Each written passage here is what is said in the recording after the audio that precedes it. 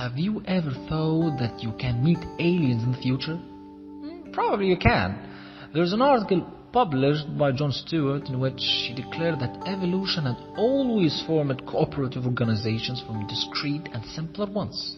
Prokaryotic cells evolved into eukaryotic cells. The accumulation of these eukaryotic cells formed organisms. Organisms cooperated to create a human being. Human beings accumulated into societies, societies into countries. What is the next step? According to this scenario, it's highly suggested that evolution trajectory is heading towards a universal cooperation, that there are other lives beyond the solar system, and our universe itself is embedded in larger evolutionary processes that would expand to include all these living processes, forming an extremely complex and intelligent community with great power to achieve whatever its objectives are. And humanity has a function and a purpose in these. Okay, away from this drama, what is exactly the meaning of our life?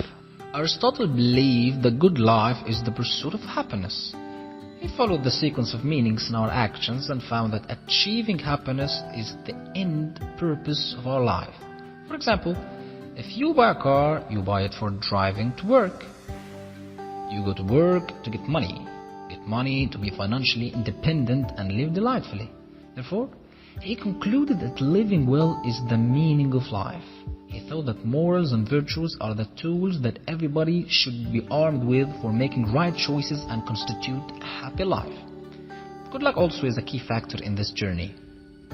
However, from an Abrahamic religion's perspective, we are immortal but residing in this world just temporarily, until we die and move to the more real world of God, heaven and hell.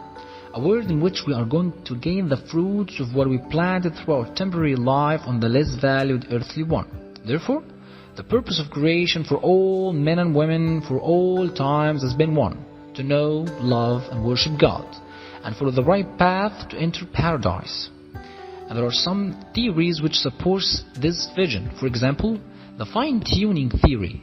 It's an enigma that tackles how the physical laws of the universe seem to be fine-tuned to support the emergence of life on Earth, whereas a slight change in these laws wouldn't have caused the emergence of life by any means.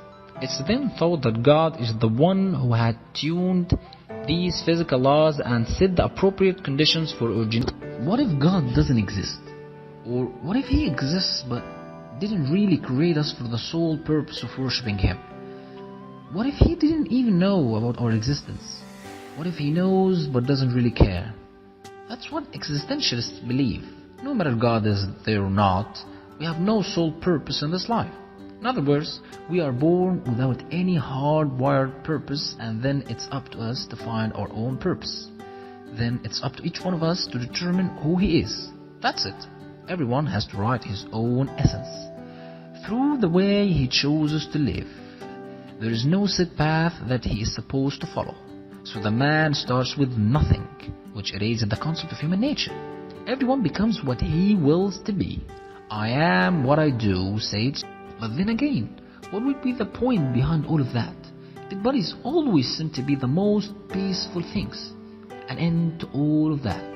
All of these traditions, rituals and complexities. What is the purpose? What is the meaning of all of this? Is it meaningless? Our existence ends with only one fact: death. We came for this world from nothingness. We weren't there, and then we are only conscious when we arrive. Arrive from where? From an empty nothingness, for which we are returning with death.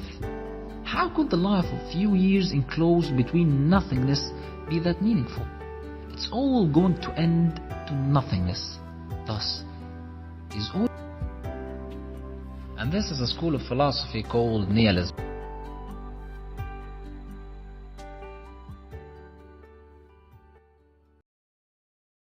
Created using Powtoon.